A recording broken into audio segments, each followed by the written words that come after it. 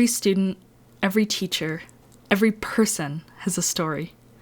In education, part of teaching the whole child involves listening to and honoring this whole story. When an adult knows a child's story, says Ben Gilpin, everything begins to change. Ben is the principal of Warner Elementary School in Spring Arbor, Michigan. He's been in education for 22 years. Before serving as a principal, he first taught for 9 years in a 5th grade classroom.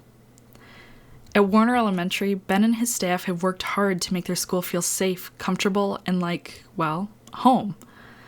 A place the students can be proud of and enjoy being. When you enter someone's home, what are the first things you usually see? Perhaps pictures of the family or of a pet. When I was talking to Ben, he told me that, similarly, when you walk the halls at Warner, you don't see trophies and accolades, but rather, you see pictures of and by kids. You see inspirational signs, soft colors, and mosaics on the wall. They even have a gigantic Lego board where kids can be creative in between periods. All of this is highly intentional. Ben and his staff strive to create a family atmosphere at his elementary school because they believe that, in order to learn, students first need to feel safe. But Ben does more than just talk the talk. Here's something that amazed me. He knows each and every student in his school by name, all 400 of them. Even with masks on, he says, he can tell you the name of every student who walks through the front door at Warner as he greets them in the morning. Why? Because he wants students to start out their day feeling seen, acknowledged, and welcomed into the school building. You can see many echoes of this learning philosophy in his leadership style, where he focuses on listening first, building trust, and creating a space where teachers can try, fail, and grow. During our conversation, Ben and I talked about his journey into education, his vision for student learning, what engagement really means and looks like in action in classrooms, and his hopes for the future as we enter a new era of schooling. If we knew what people were dealing with, would we treat them differently? And I tend to think we would. I tend to think the majority of people, if you knew the person's story that you're dealing with, it would change how you interact with them. I don't think we'd see as much road rage. I don't think we would see people blasting others on social media. I mean, there's a tremendous value in learning a person's story. I'm Nikki Herda, and this is Bright, Stories of Hope and Innovation in Michigan Classrooms, a podcast where we celebrate our state's educators and explore the future of learning. Let's dive in. To kick off our interview, Ben and I started with rapid-fire questions, where I gave him prompts and asked him to say the first thing that came to mind. You ready? Yep. All right. Favorite pizza topping? Sausage. Last show you watched? Jack Ryan. Coffee is? Never had it. What? All right. You're the first on the podcast. Last thing that made you smile? My son's baseball. Favorite teacher? That would be, back in the day, Mrs. Dennison. Oh. She's actually now Mrs. Bergstrom, and she's a principal. So. Teachers are? Amazing. Michigan is? The mitten. Learning is? Essential. Innovation is? Harder to come by. The future of education is? Mobile. Students need? Support. Teachers need? To be valued. I am hopeful that?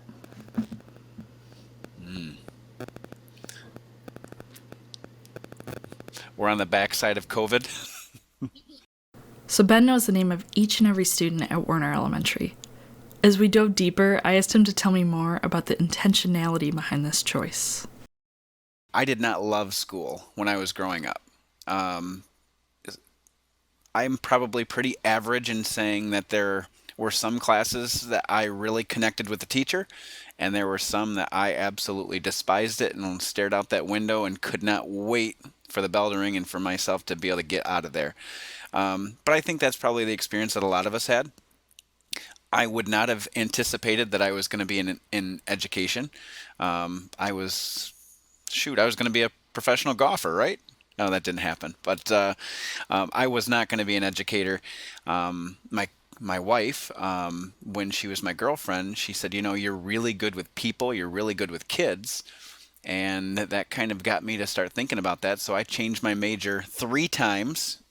3 times I changed my major. So for all of the, and this is, this is a bit of a side note, but it is on the same topic. You're not going to hear me say to kids, what are you going to be when you grow up?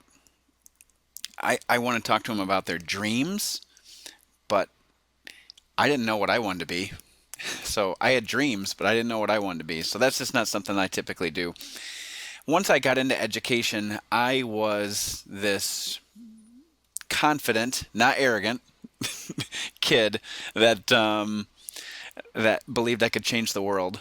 And I thought, you know what? There was so much in education I didn't like. I can change that. I can be the change that the education needs. And so I went into it very driven and very motivated to do that. And I knew that it started with the relationship. It always starts with the relationship. And so from day one, as a teacher, it was about getting to know my kids. It was about going on home visits. First year, it was about visiting the community. It was about doing things that were engaging and fun.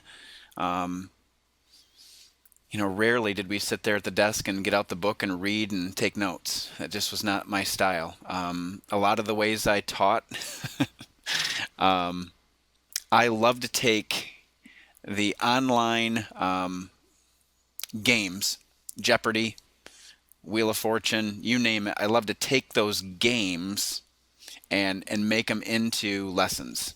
Being a fifth grade teacher, when they came out with that TV game show, Smarter Than a Fifth Grader, oh man, I made that a staple in my classroom. So it was all about making it fun. When I transitioned to principal, it was the same way. I wanted to make it engaging and fun. I wanted to get to know kids. I wanted to be visible. I wanted to connect with kids, and I knew the best way to connect with kids is as soon as I see them to know their name.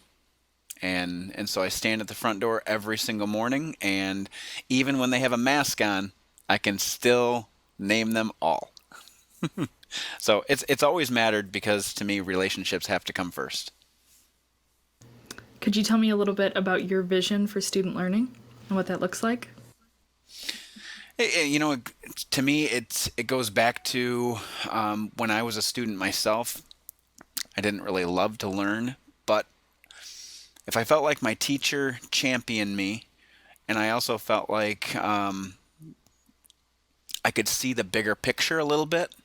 And also, you didn't just tell me, you involved me. Hands-on learning, that's what I cared about the most. So at first, it was really about making sure that kids feel safe, that kids feel heard, that kids feel as though they can take a risk. And we talked a lot about, as a staff, we talked a lot about failure, and we used that acronym FAIL, First Attempt in Learning. And the whole goal was getting the adults to embrace creating that safe atmosphere. Once we felt like the atmosphere was pretty much there, then it was really about engaging the kids. It was about letting them show off what they know in a lot of different ways, not just a one-size-fits-all.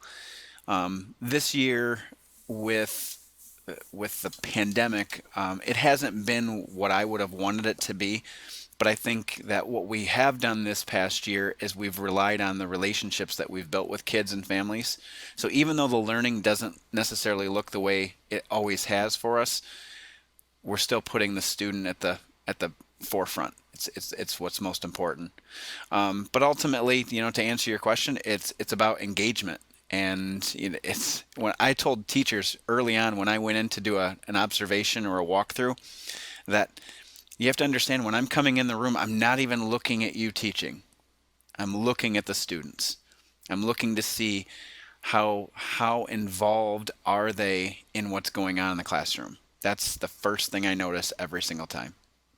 That's what I was going to ask actually is, I hear this word engagement thrown around a lot, and I hear it Yep. meaning, I think, a lot of different things, but I'm not sure. And I think what you just said is a really good sneak peek into that. But do you want to say any more about how you define engagement and why it's so important? It's to me it's about involve and there's we've all heard there's introverts and extroverts. And I get that. And not every student is going to be an extrovert raising their hand and trying to get involved. But there are ways to get students involved, whether that's through small group, whether that's I think what it ultimately comes down to is there can be parts of your lesson that maybe are more teacher driven, but then at some point it has to become more student driven. And when it's student driven, are we providing choices? Are we providing different avenues?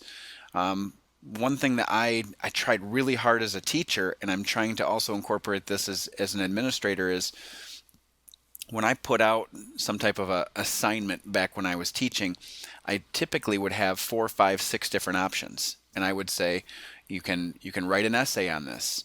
You can create your own podcast on this. You can do a video. You can sing a song. You can make it a rap song. You can create a PowerPoint. And so I wanted kids to be able to have, and I had fifth graders, so they were able to get a little bit more creative. And it was more about putting them in charge. How can they show me what they know? And to me, that's when you really start to see the engagement is when you give them that autonomy to just say, take it, show me what you got. What role does technology play in this vision, if any? Well, there's good and bad with technology. The I guess to start on the bad side, when the technology is just a substitute, and it becomes a digital worksheet, I don't necessarily think that's engagement. I look at some of the apps and some of the avenues that people, I've watched teachers use GarageBand and I've been just floored. Green screen technology is really cool, especially with some of our lower elementary kids using green screen, and it just kind of it brings some of their projects to life. The technology, there's really a couple of key components. The one component is that the adults have to have a degree of comfort in it. Because ultimately, what I've watched throughout my career is when the adults really don't know what they're doing or don't feel comfortable in something, they're going to be more reluctant to do it. Oftentimes, our kids are more willing to try things than the adults. So that's the first caveat. Can we make sure that the adults feel comfortable enough to at least try it or take a risk? The second component is making it intentional that we're going to do something that's not just a substitute. It's not just going to be a digital worksheet. And then I think the final component is learning through the mistakes. And to me, that especially at the elementary level, that is probably the most key piece. Learning through the mistakes. The mistakes the adults make, the mistake that the kids make. We can learn from our mistakes and we can make it even better. You were talking about how if the teacher is more familiar with the technology, or comfortable with the technology, makes it easier. And I guess the first question that came to my mind is, if you're offering all these options for differentiation, like if a student is producing something in GarageBand or they're producing something in some other tool that the student is comfortable with, does the teacher I guess I was trying to figure out the tension there, right? Because the teacher might not know all of these programs. Do they need to know all of these programs? Or what is that tension between teacher comfort and student choice in using technology as a tool for differentiation? Yep. So pre-pandemic is probably a good way to put this. Pre-pandemic, we had a lot of professional developments that were, for lack of a better term, choose your own adventure. So teachers could go learn different tools that they could then incorporate into their classroom. And we were not one-to-one. What we were is probably half of the room had a device. And so teachers were mainly doing technology in more of a center-based type of an atmosphere, not necessarily just a full-blown one-to-one. What happened with the pandemic is we actually went or are now one-to-one. But now it's much more based in an LMS, and so we use Seesaw at the elementary. But this is this is not the perfect year to give that example. Previous years would give us a better example of, teachers would learn some different tools through PD. I think every single teacher knows me well enough to know that they've got the green light to try and fail and to try again and let it be messy. We've talked a lot about messy is okay. That's oftentimes that's where the magic happens. So that's probably a little bit about that story. Elementary schools are where students really begin developing their attitudes towards school, teachers, and learning in general. It's such an important time in a student's life, but Ben says he often has to remind his staff that you don't always get to see the full impact you've had until a student is older. You're nurturing seeds in a garden you may or may not see bloom. Ben and I talked about the role of elementary teachers in lighting a spark and how you can tell when it's been lit. At the elementary level, the other part is sometimes you don't reap the rewards. Sometimes we don't actually see the amazing things happen here at the elementary level. And this past year, I had 2 former students that are now in the high school. And I'd contacted them because I knew that they were doing some stuff with photography and videography, and I thought, as our kickoff to start the year, I'd love to do kind of like some type of a music video where we can edit in and do these cool things with our entire staff. And I had contacted 2 former students, and it turned out absolutely amazing. And that's one of the things that I remind staff that oftentimes all the hard work that we're doing at the elementary level, you might not actually get to see the rewards. But somewhere down the line, you can light that spark and it's going to happen. And so just take faith that in giving the opportunities, that's what we're supposed to do at the elementary. Light that spark and let it take off. Yeah, that kind of ties into my question I was going to ask about, if you can think of, and you're right, I think it probably is harder to see the effects at the elementary level. That makes a whole lot of sense to me. But I guess just any examples of lessons like that were very choice-based and followed your vision for learning and the kind of impact that it had on students. What do you see that's different when you go into a classroom and you're evaluating it? And when you see that engagement, what is it that looks different kind of in their faces and in the way that they're engaging with learning that really tells you that this is right and this is what's best for students? This is an easy one. When you walk into a room as an administrator, when you walk into a room and the kids want to show you what they're doing, right there, you can just drop the mic right there, because they're proud of it. They're excited. They want to share. That to me, that's when you know that there's something absolutely golden happening in this classroom. Mm-hmm. What does it indicate to you about their learning? It indicates a couple of things. It indicates to me that, number one, they're proud of their learning. They're excited about their learning. But then there's a degree of confidence. And that's where I think sometimes as adults we get stuck and we think that learning is, do they know all their division facts? Do they know all the parts of grammar? That's a part of learning, but that's not all learning.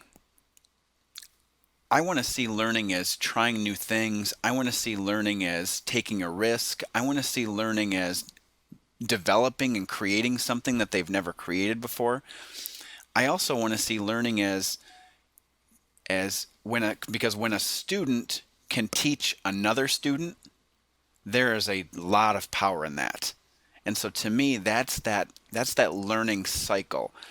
So I'm not going to be a person that's going to pound on the door and demand that every single kid is writing in cursive and can develop a perfect five sentence paragraph. I want to see them doing things that they get excited about, that they're taking a risk, they're trying new things, and then not only that, but can they show other people what they're learning too? One of the subjects that Ben is passionate about is educating the whole child. During our conversation, we talked about how, in order to educate the whole child, you have to first know their whole story. When we know someone's story, he says, we change the way we teach them. When it comes to equity in education, part of the job of the educator is to listen even more closely to those stories that may vary significantly from their own.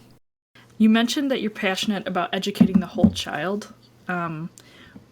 What does that mean to you? Why is it important? And what does it look like in practice at Warner Elementary? hmm So the whole child for me is number one, it goes back to if a student doesn't feel safe, and safe can be a lot of things. Do they have food in their stomach? Do they have clean clothes? Um, do they have a space where they have someone at the school that they know is their champion, that cares about them? Those are some important factors because if something is amiss, and we know that our kids nowadays, they're dealing with divorce, they're dealing with broken homes, they're dealing with families that are in crisis, they're dealing with abuse. I mean, there's a whole slew of things that our kids are dealing with. So the first and foremost is they have to feel safe. And so when I'm talking about whole child, is that safe atmosphere created? And then on top of the safe atmosphere, do they also feel safe enough to share? As a former student way back in the day, there were certain classrooms I wasn't going to ever raise my hand. There were certain classrooms that I basically tried to hide. I wanted to fly under the radar. To me, that's not a safe environment. I want kids to feel as though they can speak up, they can speak out. But I also know that that doesn't just get created by the adult. It also is developed by the kids. So, we've talked a lot about classroom meetings. We've talked a lot about mindfulness here at Warner. And classroom meetings and mindfulness, the goal is creating an atmosphere, an environment where it becomes a bit of a family. I mean, you're basically in the same room for 6 to 7 hours of the day. I mean, obviously you're going to go out for recess and you're going to go to specials and things, but you're together for 6 to 7 hours of the day. Not everybody is going to be best friends, but even in a family setting, not everybody is best friends. So you want to just treat each other with respect. You want to, you know, we don't want to have an environment where a kid feels bullied or afraid to speak up and talk out. So the environment is part of that whole child. The other part is this kind of shifts to the adults. Once the adult figures out the kid's story, everything changes. And we've got some very high need level students. We had a student just last year that her teeth were going rotten, and she couldn't eat anything of substance because it was causing a lot of damage, and she was having some infections in her mouth. When I had two different adults learn this little girl's story, and on a Saturday morning, they're contacting the family to say, do you need a car ride? Do you need help with a payment? What do you need? And to me, when I think about the whole child, it's about that safe piece, but it also then in turn goes to the adults. Are the adults willing to learn the story? Because every single kid, every single person has a story. That to me is the whole child. Another thing you mentioned is that you have a strong belief in the importance of equity in education. And so, what's going on there, and what do you think is needed for us to move forward? Well, equity is equity is right now feels like an uphill battle. Um, it's easy, and I can say this because I know right where I'm coming from, but it's easy to say we should be empathetic. But the fact of the matter is, I mean, if I were to bring out Black Lives Matter, the fact of the matter is that everybody can see it. Everybody that knows me knows this. I am not a black man. Never have been. So, as much as I want to be empathetic, as much as I want to be understanding, I'll never truly get that. However, I can be curious. I can be supportive. I can be a good listener. I can say, what do you need from me? I can be genuine. I can be authentic. I can be heartfelt.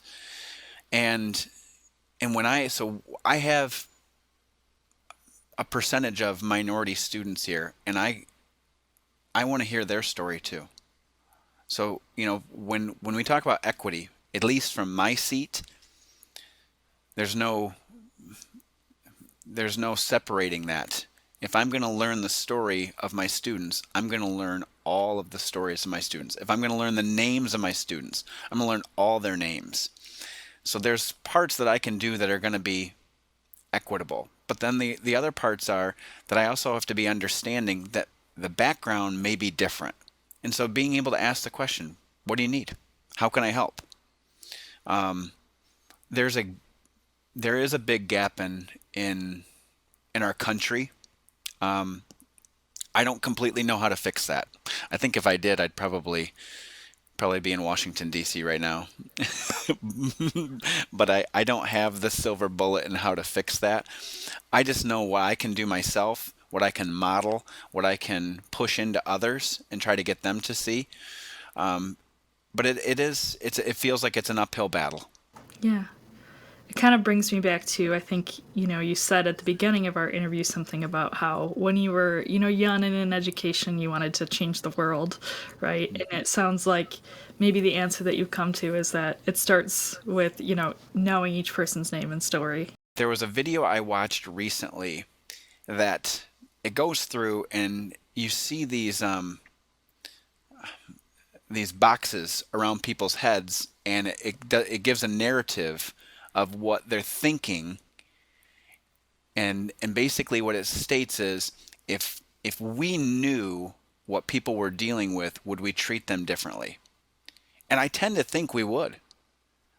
I tend to think the majority of people, if you knew the person's story that you're dealing with, it would change how you interact with them. I I don't think we'd see as much road rage.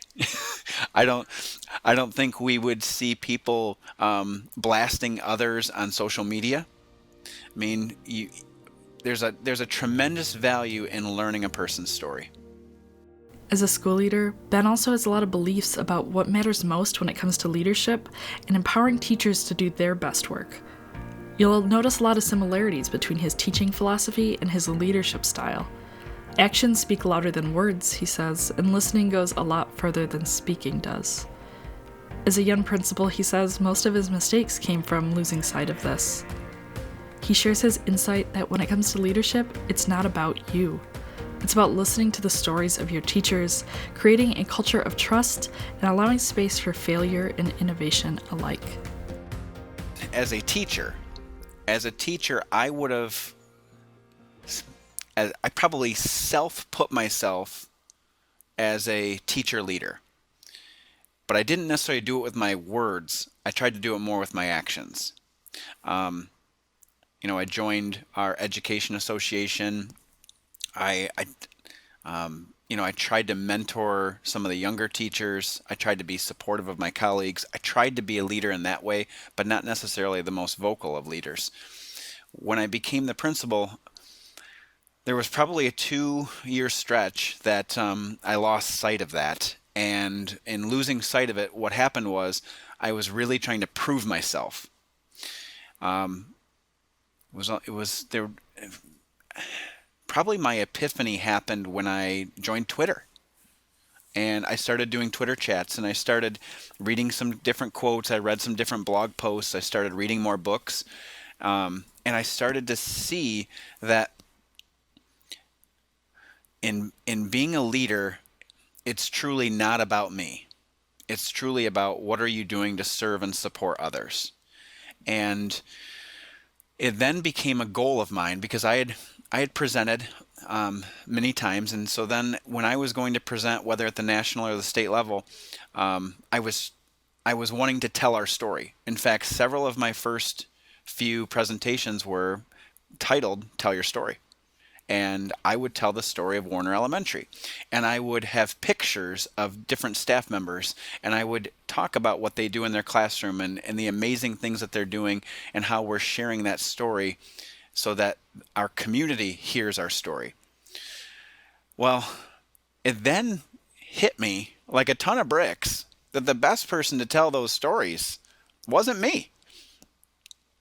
The best person to tell those stories is the staff, is the teachers. And so something I'm very proud of, a couple of different statistical things. In my time here at Warner Elementary, I've presented with or encouraged people to present, and they actually have done it. I've had 17 different staff members present, and they've presented state level, local level. That's the sense of pride that they get from being able to share their story and share what they're really good at.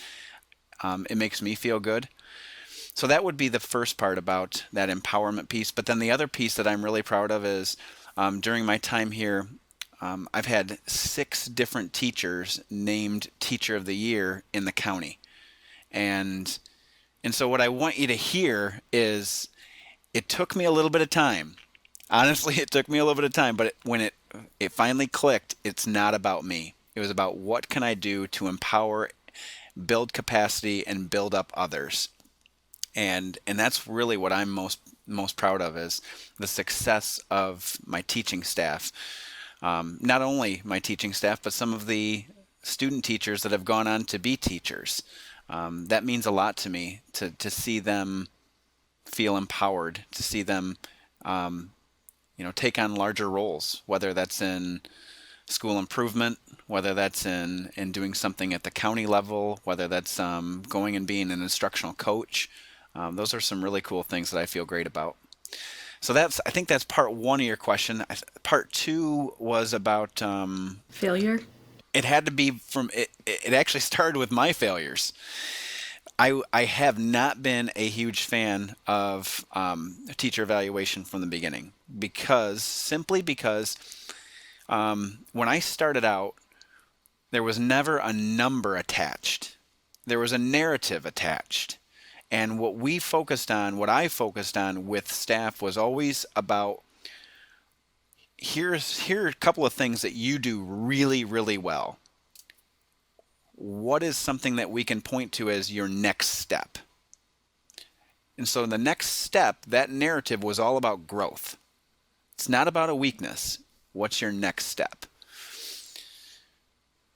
When it pushed down the line that we had to start attaching numbers, that became much harder. And what I quickly discovered is, and I feel like I have some very great relationships here, but I will say, as soon as a number was attached, people took offense to it. And so that was really hard. And so it was trying to base the conversation not in a number. It was trying to base the conversation in going back to our roots. Here's what you do really well. What's our next step? And so when you ask the question about failure, it really comes from a spot of trust. People need to feel like you're not out to get them.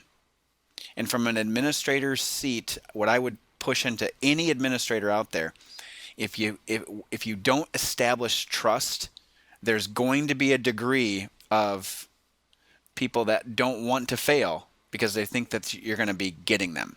You're going to be dinging them for something. So failure has to start with trust. But then the other part is, as an administrator, and I have done this on more occasions than I want to count, I've screwed up. But when I screw up, I want to go and I want to make it right. I want to apologize. I want to own that. I want to say I'm better than that. I know why you're upset. I know that you feel like I didn't let you fail. And so those were mistakes I've made. And so having those honest conversations, owning my mistakes, is part of that trust, which ultimately brings in the ability to fail more. Toward the end of our conversation, I asked Ben what he hopes to see as we move forward out of pandemic learning conditions, and what advice he has for his fellow educators right now. Any advice or words of wisdom to your fellow educators right now? What I would want to tell educators, leaders, we should do more listening than talking. I think it's as simple as that. I think everybody right now wants to be right. Everybody wants to be the one that says, I told you so. I think we just need to be better listeners all the way around. After my conversation with Ben, I was left inspired by his commitment to the students and staff at Warner Elementary. Together, he and his staff have recognized that what matters most in learning is relationships, and that honoring the whole child means knowing their whole story. But this isn't just true for kids. For adults, too, knowing a person's story can significantly alter the way we interact with one another. He wants to know these stories. He wants every student and teacher at his school to feel seen, safe, welcomed, and listened to. This is where real learning begins. This is where real engagement begins.